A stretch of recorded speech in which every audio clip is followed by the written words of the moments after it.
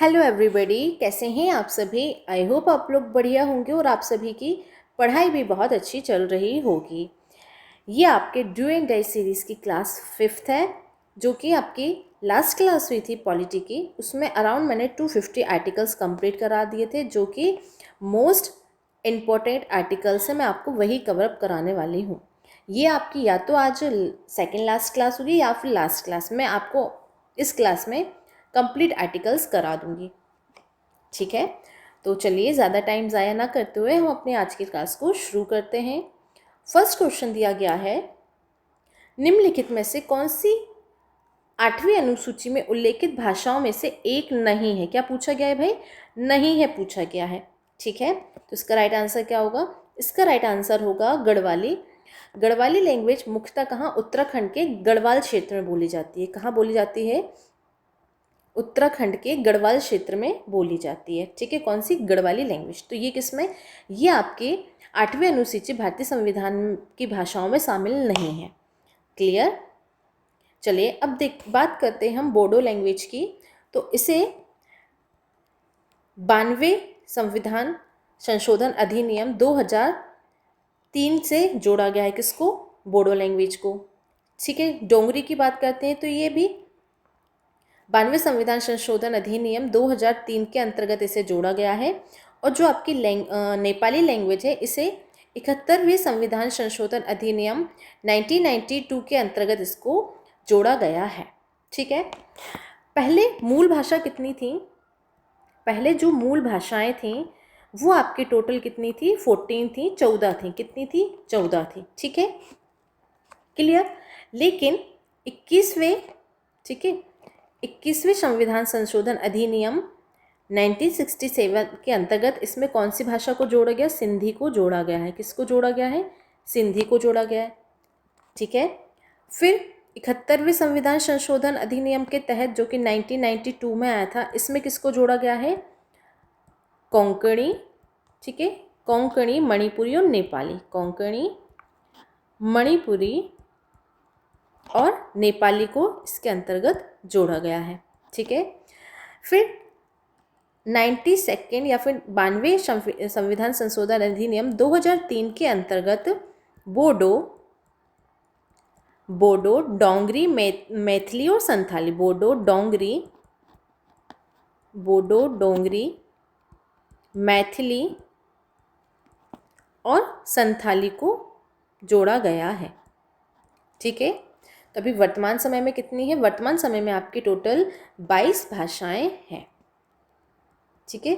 भाषाओं के बारे में किस में दिया गया है? तो ये आपकी 8वीं अनुसूची के अंतर्गत दिया गया है। क्लियर? इतना समझ में आया? चलिए नेक्स्ट क्वेश्चन है कि केरल की राजकीय भाषा कौन सी है? ये राजकीय भाषा क्या है? किसके बारे में पूछा गया है? केरल के बारे में पूछा गया है। तो इसकी राजकीय भाषा मलयालम है। ऑप्शन 20 का राइट आंसर है। केरल की राजकीय भाषा क्या है? मलयालम है, ठीक है। क्लियर? अब बात करते हैं मलयालम के बारे में। तो इसे शास्त्रीय भाषा का दर्जा, किसका? शास्त्रीय भाषा, शास्त्रीय भाषा का दर्जा 2013 में दिया गया है। इसे भारत की, क्या बोला गया है? भारत की शासकीय भाषा के रूप में नामित किया गया था। कब किया गया था? ये नामित किया गया था 2013 में, ठीक है। और ये किस भाषा परिवार की है? तो ये आपके द्रविड़ भाषा परिवार की है। किसकी है भाई? द्रविड़ भाषा परिवार की है। कौन सी लैंग्वेज? मलयालम, ठीक है। क्लियर? अब यहाँ पर हम बात करेंगे कोंकणी। तो ये गोवा की आधिकारिक भाषा है। किसकी है भाई? गोवा की आधिकारिक भाषा, ठीक है। गोवा की आधिकारिक भाषा। फिर यहाँ पे दिया गया है मराठी, आपके महाराष्ट्र की आधिकारिक भाषा है, महाराष्ट्र की। और तमिल दिया गया है। तो ये आपकी तमिलनाडु की आधिकारिक भाषा है। किसकी है? तमिलनाडु की आधिकारिक भाषा है, ठीक है। चलिए नेक्स्ट क्वेश्चन देखते हैं। नेक्स्ट क्वेश्चन दिया गया है, भारतीय संविधान के अनुसार कितनी भाषाओं को 8वीं अनुसूची में शामिल किया गया, मान्यता दी है या शामिल किया गया है? तो इसका राइट आंसर होगा 22 भाषाओं को भारतीय संविधान की 8वीं अनुसूची में क्या दिया गया है? मान्यता दी गई हैं, जो कि मैंने आपको फर्स्ट क्वेश्चन में सारी 14 लैंग्वेजेस को बता दिया था। पहले पूर्व समय में कितनी थी? ये आपकी 14 लैंग्वेजेस थी, लेकिन अभी वर्तमान में करेंट काउंटिंग में कितनी है? 22 भाषाएं हैं। ठीक है, चलिए नेक्स्ट क्वेश्चन दिया गया है कि गोवा की राजकीय भाषा क्या है ना? पूछा गया है कि गोवा की राजकीय भाषा कौन सी है? तो ये आपकी कोंकणी है। कहाँ की? गोवा की राजकीय भाषा। क्लियर है ना? ये भाषा किस कैटेगरी की है? तो ये आपकी देवनागरी लिपि में लिखी जाने वाली कोंकणी जो लैंग्वेज है, ये गोवा की क्या है? आधिकारिक भाषा है। किस कैटेगरी में आती है? देवगिरी लिपि में, देवनागरी लिपि में, है ना? देवनागरी लिपि में। ठीक है, देवनागरी लिपि के परिवार के अंतर्गत आती है कौन सी? आपकी कोंकणी भाषा। क्लियर? चलिए नेक्स्ट देखते हैं। नेक्स्ट क्वेश्चन क्या है? पूछा गया है कि नागालैंड की राजकीय भाषा क्या है? ठीक है, नागालैंड की ऑफिशियली लैंग्वेज क्या है? तो ये है आपकी इंग्लिश या अंग्रेजी। क्या है भाई? अंग्रेजी आपके नागालैंड की क्या है? आधिकारिक भाषा है ना? अंग्रेजी नागालैंड की एकमात्र भाषा है जिसे राज्य विधानमंडल ने कब अपनाया था? 1967 में। ठीक है, अंग्रेजी नागालैंड की एकमात्र ऐसी आधिकारिक भाषा है जिसे विधानसभा ने, किसे? विधानमंडल ने कब अपनाया था? 1967 को इसे एक्सेप्ट किया था। क्लियर? चलिए नेक्स्ट लैंग्वेज दी गई है, नेक्स्ट क्वेश्चन क्या है? पूछा गया है इनमें से किसे भारत सरकार का प्रथम विधि आधिकारिक माना जाता है? क्या माना जाता है? विधि अधिकारी माना जाता है। तो ये अटॉर्नी जनरल को माना जाता है। किसको माना जाता है? अटॉर्नी जनरल को माना जाता है। इनका आर्टिकल कौन सा है? तो ये है आर्टिकल 76। ठीक है, इन्हें नियुक्त कौन करता है? इन्हें नियुक्त भाई राष्ट्रपति करते हैं। कौन करते हैं इन्हें नियुक्त? राष्ट्रपति करते हैं। ठीक है, क्या करते हैं भाई? राष्ट्रपति इन्हें नियुक्त करते हैं। क्लियर? इतना समझ में आया? चलिए नेक्स्ट क्वेश्चन है, भारत सरकार का सर्वोच्च विधि अधिकारी कौन होता है? इसका पूछा गया है भारत सरकार का सर्वोच्च विधि अधिकारी कौन होता है? तो ये है आपके अटॉर्नी जनरल ऑफ इंडिया। कौन होते हैं? Attorney General of India, Bharat के महान्यायवादी। कौन होंगे भाई? जो भारत सरकार के सर्वोच्च विधि अधिकारी होते हैं, ये भारत के महान्यायवादी होते हैं, भारत के अटॉर्नी जनरल होते हैं। ठीक है, भारत के संविधान में आर्टिकल 76 के अंतर्गत इसको क्या किया गया है? इसको स्थापित किया गया है। ठीक है, इनकी नियुक्ति भी कौन करते हैं? इनकी नियुक्ति भी राष्ट्रपति करते हैं। ठीक है, और ये क्या करते हैं? ये सरकार के मुख्य कानूनी सलाहकार और सर्वोच्च न्यायालय में फर्स्ट या प्राथमिक वकील होते हैं। कौन? आपके भारत के महान्यायवादी, Attorney General of India. Clear? चलिए नेक्स्ट क्वेश्चन देखते हैं। नेक्स्ट क्वेश्चन दिया गया है, भारत के अटॉर्नी जनरल महान्यायवादी की नियुक्ति कौन करता है? तो ये आपके राष्ट्रपति करते हैं। कौन करते हैं? राष्ट्रपति करते हैं। क्लियर? फिर नेक्स्ट क्वेश्चन दिया गया है, कम्युनिस्ट नेशनल के नेतृत्व के लिए चुने जाने वाले प्रथम भारतीय कौन थे? तो ये थे आपके ऑप्शन डी, मानवेंद्र नाथ रॉय। कौन थे भाई? मानवेंद्र नाथ रॉय पहले क्या थे? प्रथम भारतीय थे जो कम्युनिस्ट इंटरनेशनल के नेतृत्व के लिए चुने गए थे। कब चुने गए थे? ये जो घटना है ये 1922 के टाइम की है। ठीक है, क्लियर? इतना समझ में आया? चलिए आगे देखते हैं। नेक्स्ट क्वेश्चन है, काशीराम ने किस राजनीतिक दल की स्थापना की थी? किसके बारे में पूछा गया है? काशीराम जी के बारे में पूछा गया है कि काशीराम ने किस राजनीतिक दल की स्थापना की थी? तो इन्होंने बहुजन समाज पार्टी की स्थापना की थी। किसकी कही थी? ऑप्शन इसका राइट आंसर होगा बहुजन समाज पार्टी की स्थापना की थी। कब की थी? 14 अप्रैल 1984 को उन्होंने किसकी स्थापना की थी? समाजवादी पार्टी की स्थापना की थी। किसके द्वारा की गई थी? काशीराम जी के द्वारा की गई थी। क्लियर? चलिए नेक्स्ट क्वेश्चन देखते हैं।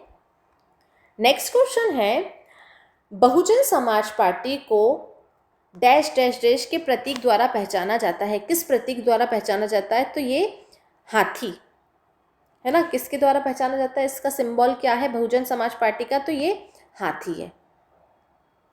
क्लियर? अब हाथ ये किसका है? ये भाई कांग्रेस का है ना। भारतीय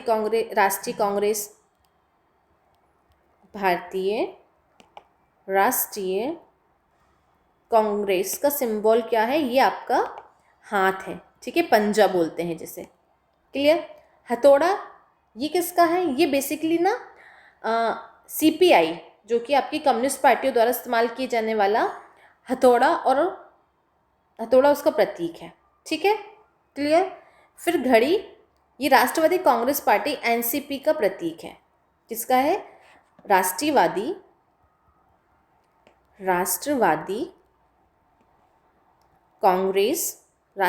कांग्रेस पार्टी का सिंबल क्या है? घड़ी है। ठीक है, क्लियर?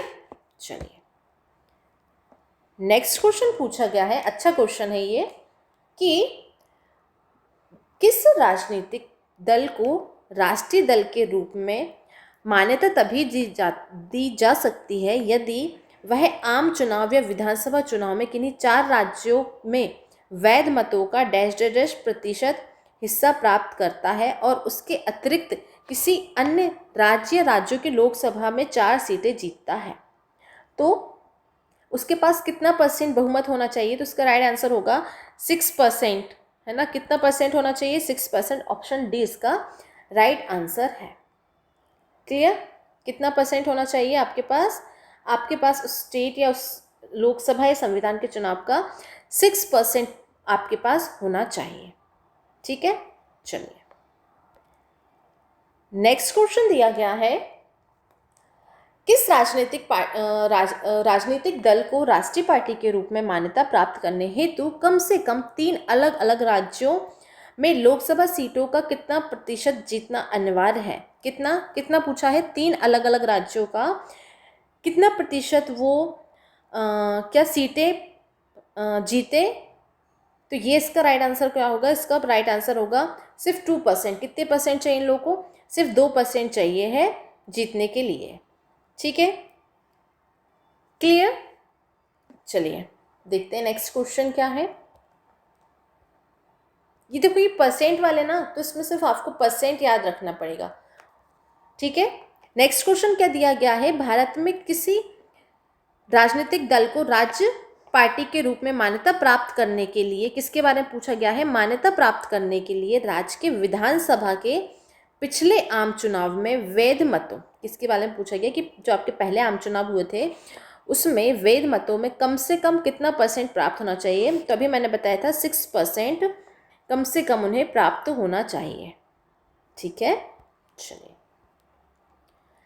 नेक्स्ट क्वेश्चन है। ये वाले क्वेश्चन बहुत कंफ्यूज करते हैं, है ना। क्या करते हैं? ये वाले इस टाइप के क्वेश्चंस बहुत कंफ्यूज करते हैं।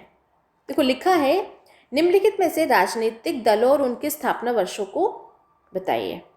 ठीक है, तो चलो देखते हैं। भारतीय राष्ट्रीय कांग्रेस, इसकी स्थापना कब हुई थी? तो इसकी स्थापना हुई थी 1885 में। कब हुई थी? 1885 में। यहाँ पर हम ए लिख लेते हैं। भारतीय जनता पार्टी की स्थापना कब हुई थी? 1980 में। इस पे बी लिख देते हैं।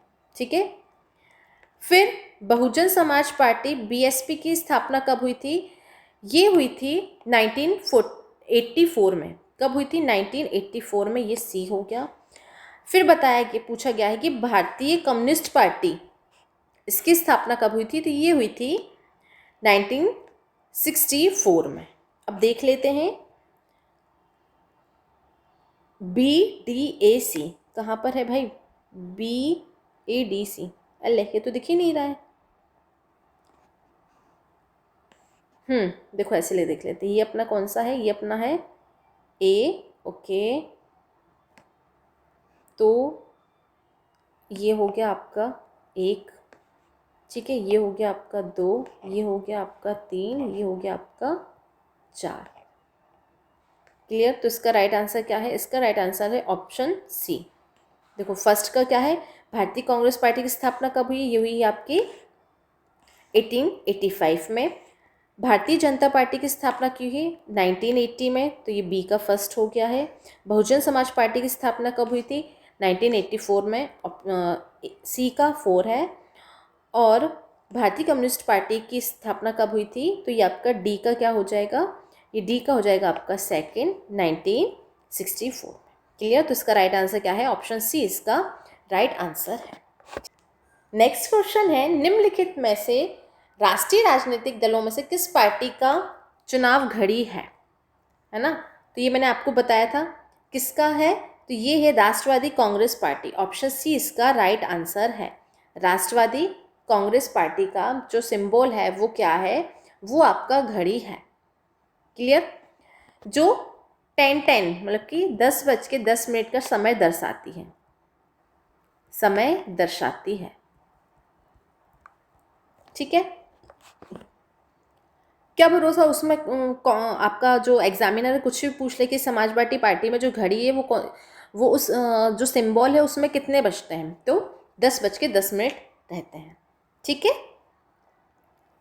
चलिए अब पूछा गया है अखिल, किसके बारे में पूछा गया है? अखिल भारतीय तृणमूल कांग्रेस। तो इसका जो सिंबल है वो क्या है? घास में खिले हुए 2 फूल है ना? क्या है? घास में खिले हुए 2 फूल। घास में खिले 2 फूल इसका सिंबल है। ठीक है, क्लियर? फिर पूछा गया है राष्ट्रीय कांग्रेस, तो इसका क्या है भाई? पंजा है, सबको मालूम है क्या है? हाथ का पंजा है ना, हाथ का पंजा। क्लियर?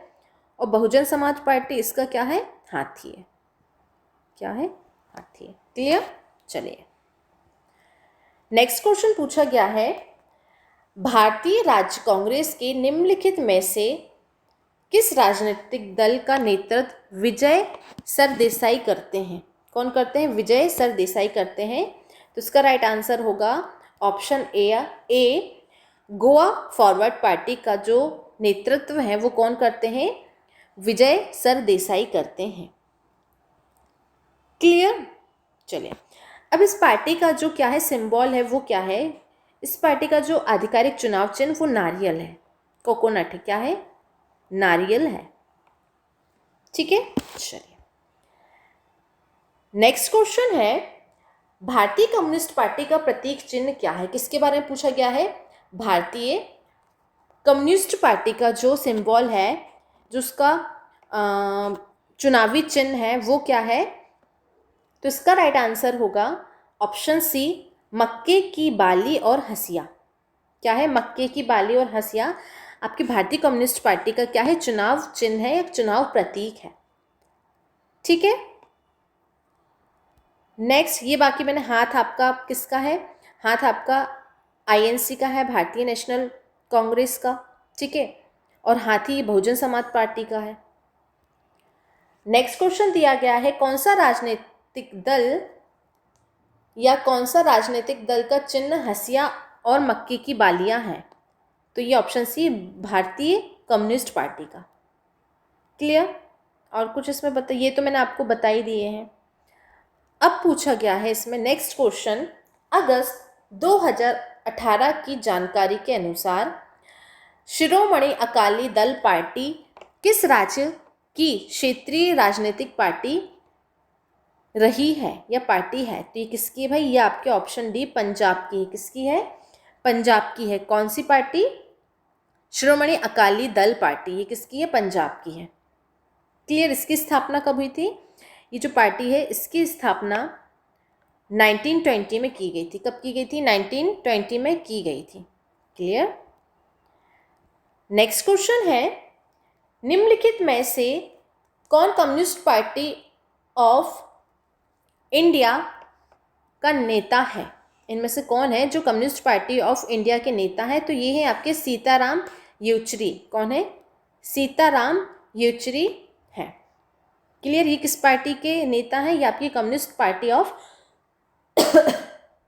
सॉरी के नेता हैं। ठीक है। ये कब से? 2015 से 2024 तक रहे। 2024 में इनका निधन हो गया है। ठीक है। अब यहाँ पर नाम दिया है राम माधव, तो ये किसके? भाजपा, बीजेपी के नेता रहे हैं। ठीक है। फिर दिया गया है विप्लव देव, ये किसके रहे हैं? ये भाजपा के नेता रहे हैं। ठीक है। क्या रहे हैं? ये बीजेपी के नेता रहे हैं। एक सेकेंड में लिख देती हूँ यहाँ पर। ये बीजेपी के नेता रहे हैं और पहले त्रिपुरा के क्या रहे हैं? मुख्यमंत्री रहे हैं।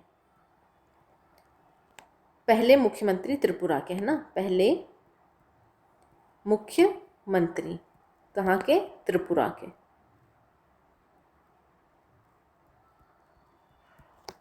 क्लियर। और योगी आदित्यनाथ आप सभी को पता है वर्तमान यूपी के या उत्तर प्रदेश के क्या है? मुख्यमंत्री हैं। ना भाजपा के क्या है? वरिष्ठ नेता हैं। यूपी मुख्यमंत्री हैं। ठीक है, वर्तमान में। नेक्स्ट क्वेश्चन है, सत्यमेव जयते। क्या पूछा गया है? सत्यमेव जयते उदाहरण भारत के राष्ट्र प्रतीक देवनागरी लिपि में अंकित है। यह उदाहरण कहाँ से लिया गया है? तो ये कहाँ से लिया गया है? मुंडक उपनिषद से लिया गया है। किससे लिया गया है भाई? मुंडक उपनिषद से लिया गया है। इसका अर्थ क्या होता है? सत्यमेव जयते का अर्थ होता है सत्य की ही जीत होती है। इसका अर्थ क्या होता है? सत्य की ही जीत होती है। क्लियर। जो ये सत्यमेव जयते है, ये क्या है? संस्कृत का मूल मंत्र है। क्या है? ये संस्कृत का मंत्र है। ठीक है।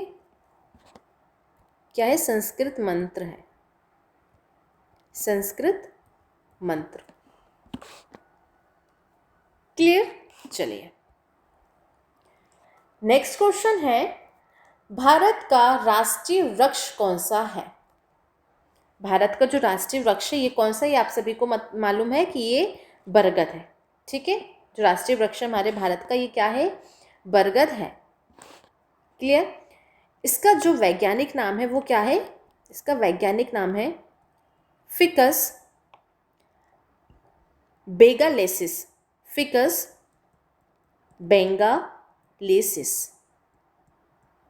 बेंगालेसिस इसका क्या है? ये इसका वैज्ञानिक नाम है। चलिए नेक्स्ट क्वेश्चन देखते हैं। नेक्स्ट क्वेश्चन क्या है? नेक्स्ट क्वेश्चन पूछा गया है कि जनगण मन को संविधान द्वारा आधिकारिक रूप से भारत के राष्ट्रीय गान के रूप में कब स्वीकार किया गया? ठीक है। ये कब स्वीकार किया गया? तो ये स्वीकार किया गया था 24 जनवरी 1950 को। कब स्वीकार किया गया? 24 जनवरी 1950 को इसे आधिकारिक रूप से क्या किया गया था? एक्सेप्ट किया गया था। क्लियर। और पहली बार इसका जो पहली बार गायन है वो कब हुआ था? ये 27 दिसंबर 1911 को। कब हुआ था? 27 दिसंबर 1911 को इसका पहली बार क्या हुआ था? गायन किया गया था। किसके द्वारा किया गया था? भारतीय राष्ट्रीय कांग्रेस के कलकत्ता अधिवेशन में इसका जो गायन हुआ था, ये कहाँ हुआ था? ये हुआ था आपके कलकत्ता अधिवेशन में। कलकत्ता अधिवेशन में। ठीक है। अधिवेशन में हुआ था। और इसको लिखा किसके द्वारा है? इसके जो राइटर हैं वो कौन है? इसके राइटर हैं रविन्द्रनाथ टैगोर।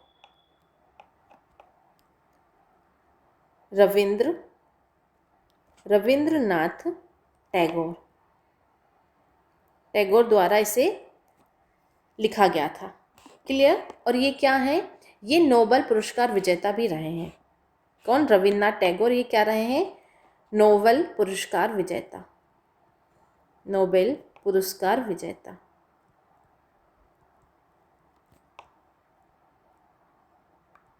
अब आप मुझे कमेंट बॉक्स में बताएंगे कि इन्हें नोबेल पुरस्कार ही किस लिए दिया गया था।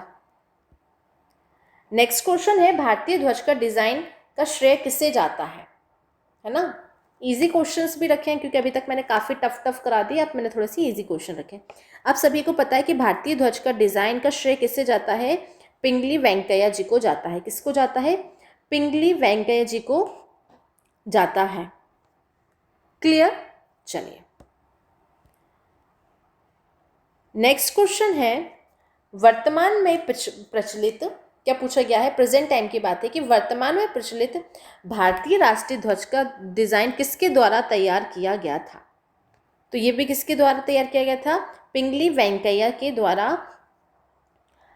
भारत में अभी वर्तमान में जो प्रचलित भारतीय राष्ट्रीय ध्वज का वर्तमान स्वरूप जो डिजाइन है वो किसके द्वारा किया गया था? पिंगली वेंकैया जी के द्वारा किया गया था। क्लियर, समझ में आया? देखिए जो पिंगली वेंकैया जी हैं ये क्या है कि भारतीय स्वतंत्रता सेनानी और भाषाविद भी रहे हैं। क्या रहे हैं? भारतीय स्वतंत्रता सेनानी, भारतीय स्वतंत्रता सेनानी रहे हैं और साथ में भाषाविद भी रहे हैं। क्लियर। इन्होंने जो इसकी स्टार्टिंग डिज़ाइन जो शुरू की थी, है ना, कह सकते हैं जो प्रारंभिक डिज़ाइन है, ये स्टार्टिंग डिज़ाइन है, वो कब की थी? 1921 में। प्रारंभिक डिज़ाइन कब शुरू की गई थी? 1921 में की गई थी। ठीक है, जिसमें सिर्फ 2 ही पट्टियाँ थी, लाल और हरी। कितनी? 2 पट्टियाँ थी, 2 पट्टियाँ थी। कौन कौन सी? लाल और हरी। क्लियर। फिर जब महात्मा गांधी से इन्होंने बात की, महात्मा गांधी ने बाद में सभी समुदायों को जो प्रगति प्रतिनिधित्व होते हैं ना, उसको देखते हुए इसमें सफ़ेद पट्टी को भी ऐड किया और साथ में चरखे का सुझाव दिया था। ठीक है, बाद में क्या? बाद में यहाँ लिख देती हूँ, बाद में सफ़ेद पट्टी और किसका सुझाव दिया था? चरखे का सुझाव दिया था। क्लियर। और जो इसको भारत में स्वीकृति मिली वो कब मिली? संविधान में जो स्वीकृति मिली थी वो 22 जुलाई 1947 में इसे एक्सेप्ट कर लिया गया। क्लियर। यहाँ पे नाम दिया गया है डॉक्टर BR अम्बेडकर का। तो ये क्या है? ये भारतीय संविधान के प्रमुख निर्माता हैं। किसके हैं? भारतीय संविधान के प्रमुख निर्माता हैं। ठीक है, प्रमुख निर्माता। क्लियर। मैडम कामा, इसमें नाम दिया गया है मैडम कामा। तो इन्होंने 1907 में विदेशी धरती जर्मनी में क्या किया गया था? पहली बार भारतीय ध्वज का संस्करण फहराया था। 1907 में पहली बार जर्मनी में ध्वज लहराया, है ना, ध्वज फहराया। क्लियर। फिर नाम दिया गया है यहाँ पर सुचेता कृपलानी। तो सुचेता कृपलानी भारत की पहली क्या रही हैं? महिला मुख्यमंत्री। भारत की फर्स्ट CM। कहाँ की? यूपी की।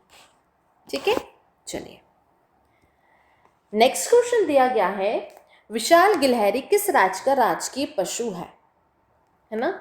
गिलहरी के बारे में पूछा गया। जो विशाल गिलहरी है ये किस राज्य का राजकीय पशु है? ये आपके महाराष्ट्र का है। कहाँ का है भाई?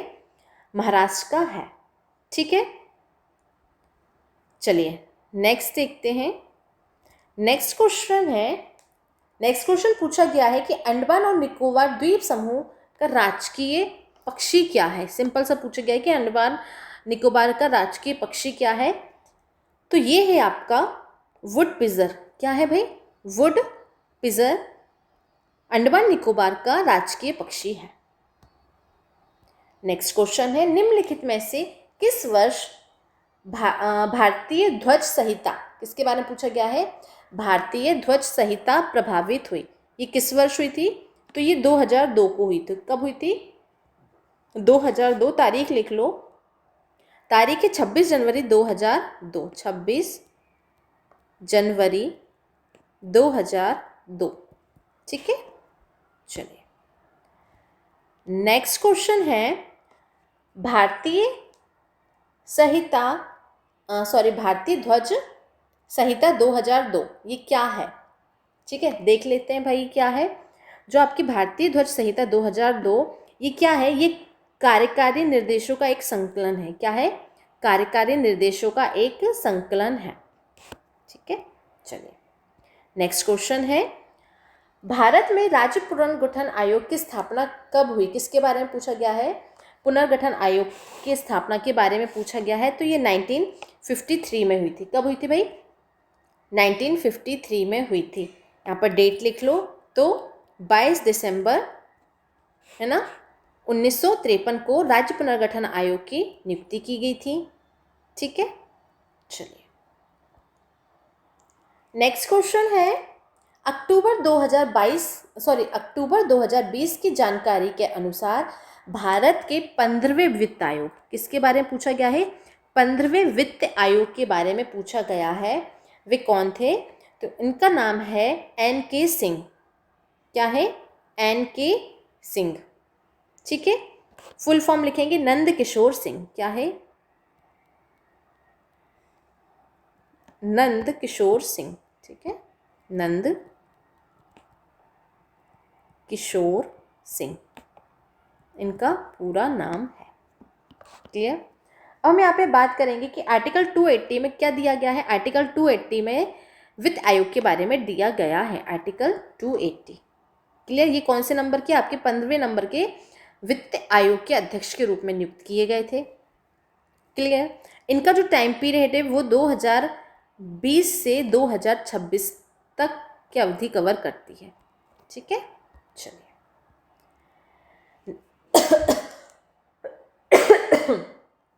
माफ करिएगा।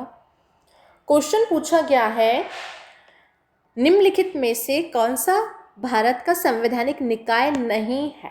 क्या पूछा गया है कि आपके कॉन्स्टिट्यूशनल बॉडी नहीं है, ठीक है। तो इसका राइट आंसर क्या होगा, सूचना आयोग। क्या होगा, ऑप्शन सी, सूचना आयोग इसका राइट आंसर है, ठीक है। चलिए नेक्स्ट क्वेश्चन पूछा गया है कि नवंबर 1944 में सांप्रदायिक समस्याओं पर गांधी जिन्ना वार्ता विफल होने के बाद न्यायिक ढांचे में सांप्रदायिक समस्या की जांच करने के लिए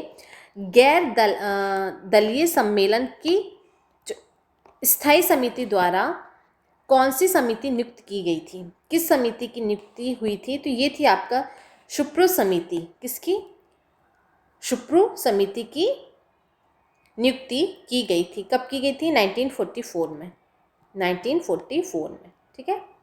चलिए नेक्स्ट क्वेश्चन है, धर आयोग और JVP कौन कौन से पूछा गया है। धर आयोग और JVP समिति के गठन का उद्देश्य क्या था, तो क्या था, इसका जो मुख्य उद्देश्य था वो था कि भाषाई आधार पर राज्यों के पुनर्गठन की व्यवस्था देखना।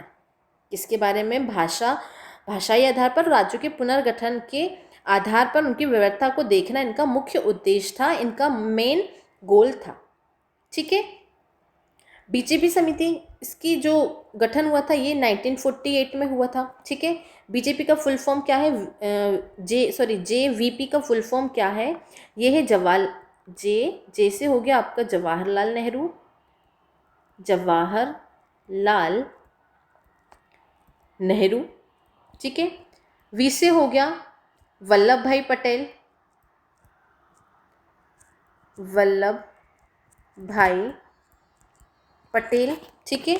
और P से हो गया, मैं यहाँ पर लिख देती हूँ, P से हो गया पट्टाभी सीतारमैया, पट्टाभी सीतारमैया, ठीक है। सीता रमैया। क्लियर। चलिए, नेक्स्ट क्वेश्चन पूछा गया है कि जनवरी 2018 में तेलंगाना सरकार ने अनुसूचित जाति और अनुसूचित जनजाति SC/ST आयोग का गठन किया। इस आयोग का प्रमुख किसे बनाया गया था, है ना, जो इसके अध्यक्ष हैं, इसके हेड है, ये किसे बनाया गया था? तो ये बनाया गया था एरलो श्रीनिवासन को। किसको? श्रीनिवास को इसका हेड बनाया था। किसका? SC/ST आयोग का। ठीक है, चलिए और बताओ सब ठीक है? नेक्स्ट क्वेश्चन है, निम्नलिखित में से भारतीय भाषाओं में से कौन से एक द्रविड़ मूल भाषा नहीं है? क्या है? नहीं पूछा गया है ना, कि द्रविड़ मूल भाषा नहीं है, तो ये आपकी मराठी द्रविड़ मूल भाषा नहीं है। क्लियर। मराठी कहाँ बोली जाती है? महाराष्ट्र में बोली जाती है ना। ठीक है, ये किस लैंग्वेज, ये किस परिवार का हिस्सा है? ये आपके इंडो आर्य भाषा परिवार से संबंधित है, ना कि द्रविड़ से। ये किससे संबंधित है? इसका जो संबंध है वो किस परिवार से है? वो है आपके इंडो आर्यन भाषा परिवार। इंडो आर्यन फैमिली से बिलोंग करती है आपकी मराठी लैंग्वेज। ठीक है, परिवार। क्लियर। चलिए, नेक्स्ट है, गांधी स्मृति एवं दर्शन समिति का गठन कब किया गया? किस किस के बारे में पूछा गया? एक तो गांधी स्मृति और दर्शन समिति के गठन के बारे में पूछा गया है। किसका गठन कब हुआ था? तो ये सितंबर 1984 में। कब? सितंबर 1984 में। ए इसका राइट आंसर है। ठीक है, चलिए नेक्स्ट क्वेश्चन दिया गया है कि क्या है नेक्स्ट क्वेश्चन? नेक्स्ट क्वेश्चन बोल रहा है यहाँ पर, इंसॉल्वेंसी एवं बैंक्रप्सी कोड 2016 ऋणदाताओं को देनदारों से पैसा वसूल करने में सक्षम बनाने के लिए बनाया गया था। इसका कानून को राष्ट्रपति की मंजूरी कब मिली? जो आपका इंसॉल्वेंसी एवं बैंक्रप्सी कोड 2016 ऋणदाताओं को क्या करना था? देनदारों से पैसे वसूल करने के लिए बनाया गया था। इसको राष्ट्रपति ने मंजूरी कब दी थी? तो आपको मंजूरी दी गई थी राष्ट्रपति द्वारा मई 2016 में। कब दी गई थी? 5 मई 2016, है ना, तारीख भी लिख लो। 5 मई 2016 को मंजूरी मिली थी। ठीक है, सॉरी। नेक्स्ट क्वेश्चन पूछा गया, निम्नलिखित में से किसका संबंध राज्य केंद्र संबंधों से था? है ना, किसका संबंध राज्य और केंद्र दोनों से था? तो इसका राइट आंसर होगा सरकारिया आयोग। क्या होगा? सरकारिया आयोग। ठीक है, इसका संबंध किस किस के बीच था? आपके केंद्र और राज्य के बीच था। इसका जो गठन हुआ था 1983 में किया गया था। क्लियर। चलिए, हाँ, अब यहाँ पे कुछ नाम दिया गया है। जैसे यहाँ पर दिया गया है ठक्कर आयोग, तो ये पूर्व प्रधानमंत्री इंदिरा गांधी की हत्या की जांच के लिए इसका गठन किया गया था, ठक्कर आयोग का। किसकी जांच के लिए? इंदिरा गांधी की हत्या, इंदिरा गांधी की हत्या जांच के लिए, है ना। क्लियर। फिर दिया गया है श्री कृष्ण आयोग। श्री कृष्ण आयोग ये जब आपके 1992 से 1993 के बीच बॉम्बे दंगों की जांच के लिए गठित किया गया था। बॉम्बे दंगाई जब हुआ था या दंगे हुए थे उसकी जांच के लिए इसका गठन किया गया था। क्लियर। जांच। क्लियर।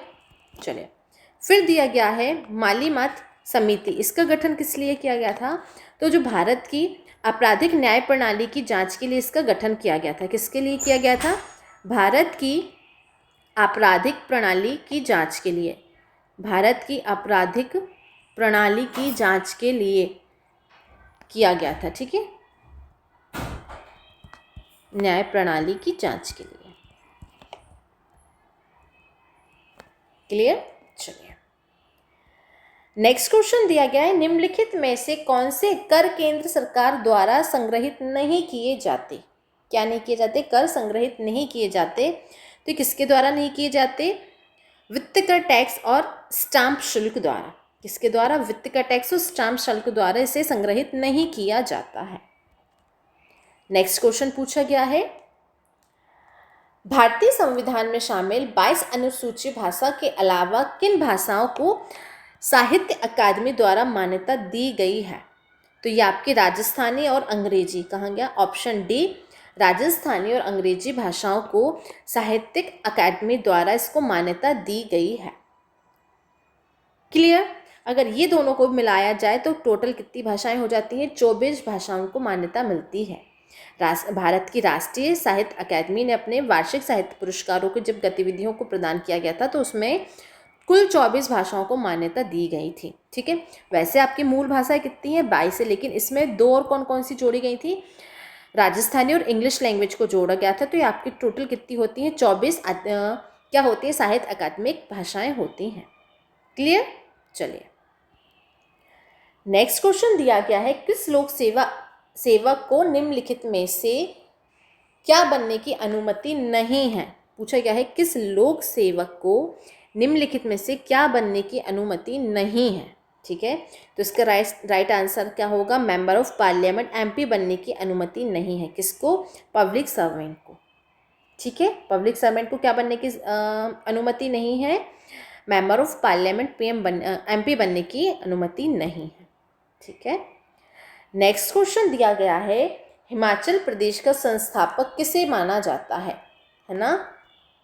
क्या पूछा गया है कि फाउंडर ऑफ हिमाचल प्रदेश, तो किसे माना जाता है? ये आपके माना जाता है डॉक्टर यशवंत सिंह परमार जी को। किसे माना जाता है? यशवंत सिंह परमार जी को प्रथम मुख्यमंत्री रहे हैं। ये क्या रहे हैं? ये इस राज्य के फर्स्ट सीएम क्या रहे हैं भाई? फर्स्ट सीएम रहे हैं। ठीक है, और इन्होंने क्या किया था? जब आपके राज्य गणनेता जब राज्यों के गठन के लिए राजनीतिक आंदोलन में भी नेतृत्व किया था। क्या किया था? राज्यों के गठन के लिए राजनीतिक आंदोलनों में इन्होंने क्या किया था? नेतृत्व किया था। ठीक है, चलिए नेक्स्ट क्वेश्चन देखते हैं। नेक्स्ट क्वेश्चन क्या है? नेक्स्ट क्वेश्चन पूछ रहा है आरटीआई अधिनियम कब प्रभावी हुआ या कब प्रभाव में आया? कौन सा? आरटीआई अधिनियम। इसका राइट आंसर है ऑप्शन डी, अक्टूबर 2005। कब? अक्टूबर 2005 को ये क्या आया था? आरटीआई अधिनियम प्रभावी आया था। तो इसकी डेट भी लिख लो आप साथ में, 15 जून 2005। क्लियर? ये पूरी तरह से क्या हुआ था? लागू हुआ था। नेक्स्ट क्वेश्चन है, सूचना का अधिकार आरटीआई अधिनियम किस वर्ष लागू हुआ?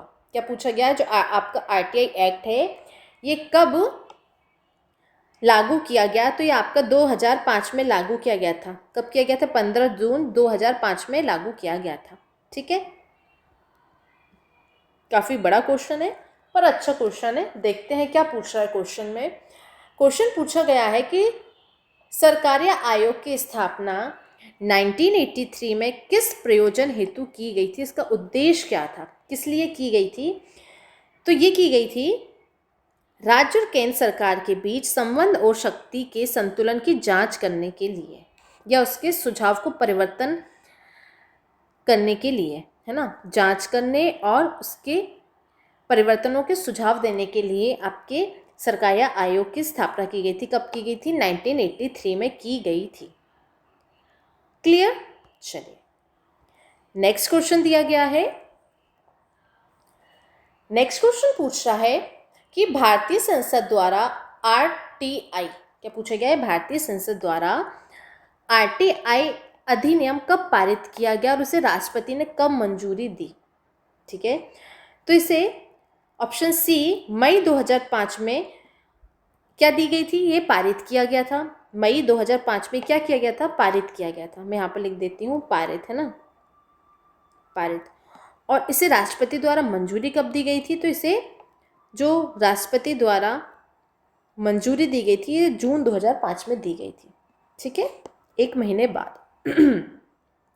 चलिए नेक्स्ट क्वेश्चन क्या है? नेक्स्ट क्वेश्चन यहाँ पर पूछ रहा है कि भारत में दल बदल विरोध कानून, एंटी डिफेक्शनल लॉ किस वर्ष पारित किया गया? तो किस वर्ष पारित किया गया था भैया? 1985 में पारित किया गया था।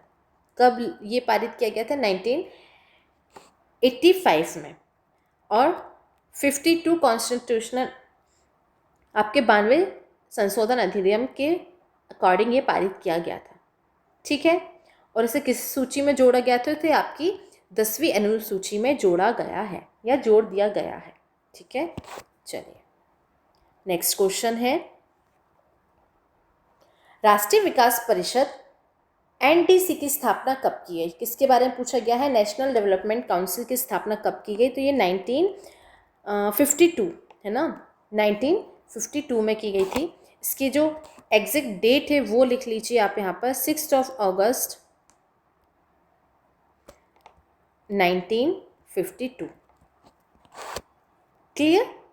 चलिए, और इसके जो फाउंडर, इसके फाउंडर कौन होते? इसके फाउंडर थे पंडित जवाहरलाल नेहरू, है ना। इसके जो संस्थापक थे वो कौन थे? पंडित जवाहरलाल नेहरू। ठीक है, चलिए नेक्स्ट क्वेश्चन देखते हैं। नेक्स्ट क्वेश्चन क्या है? इसमें पूछा गया है कि भारतीय संविधान में लोकायुक्त का अर्थ क्या है ना। भारतीय संविधान में लोकायुक्त का जो अर्थ है वो क्या है? तो जो इसका अर्थ है वो है लोक सेवकों या किसी अन्य राजनेता के खिलाफ भ्रष्टाचार संबंधी शिकायतों की जांच करना के लिए राज्य स्तर पर संचालित एक निकाय है। कौन? आपके लोकायुक्त। ठीक है, तो इसका ऑप्शन सी राइट आंसर है। क्लियर? चलिए नेक्स्ट क्वेश्चन देखते हैं। भारत की सरकार के अर्धसंघीय स्वरूप का प्रावधान कहाँ से लिया गया था? कहाँ से लिया गया था अर्धसंघीय स्वरूप का प्रावधान? तो ये लिया गया था कनाडा से। कहाँ से लिया गया था? ऑप्शन ए कनाडा से लिया गया था। क्लियर? याद रखिएगा कि जो अर्धसंघीय स्वरूप है इसको कहाँ से लिया गया है? इसको कनाडा से लिया गया था। ठीक है, चलिए नेक्स्ट क्वेश्चन देखते हैं। नेक्स्ट क्वेश्चन दिया गया है, भारत का निम्नलिखित में से किस या कौन सा राज्य यहूदियों या धार्मिक आंदोलन के रूप को मान्यता नहीं देता है? कौन सा ऐसा राज्य? तो ये केरल है। केरल एक ऐसा राज्य है जो राज्यों के यहूदियों या धार्मिक अल्पसंख्यकों के रूप में इन्हें मान्यता नहीं देता है। ठीक है, चलो नेक्स्ट क्वेश्चन देखते हैं। नेक्स्ट क्वेश्चन क्या है? नेक्स्ट क्वेश्चन पूछ रहा है कि राष्ट्रीय विकास परिषद एनडीसी की स्थापना कब की गई थी? तो ये की गई थी 1952 में की गई थी, 6 अगस्त 1952। क्लियर? चलिए नेक्स्ट क्वेश्चन देखते हैं। नेक्स्ट क्वेश्चन है, राज्य पुनर्गठन अधिनियम। अधिनियम पूछा गया है ना। राज्य पुनर्गठन अधिनियम किस वर्ष लागू किया गया था? तो ये किया गया था 1956। कब किया गया था? 1956 में से लागू किया गया था। ठीक है, एक सेकेंड गाइस रुकिए। ठीक है, राज्य पुनर्गठन अधिनियम कब लागू किया है? 1956 में लागू किया गया है। ये थी आज की आपकी क्लास। आई होप आप लोगों को ये बहुत पसंद आए। तो कमेंट करिएगा, लाइक करिएगा, शेयर करिएगा। और जो इस क्लास की आपको पीडीएफ है ये आपको कहाँ मिलेगी? आपको English by Sandeep Thakur sir के टेलीग्राम चैनल पर मिलेगी। और जिन्होंने अभी तक ज्वाइन नहीं किया है इस चैनल को ज्वाइन कर लीजिए और यूट्यूब चैनल को सब्सक्राइब कर लीजिए। Thank you so much. जय हिंद, जय भारत।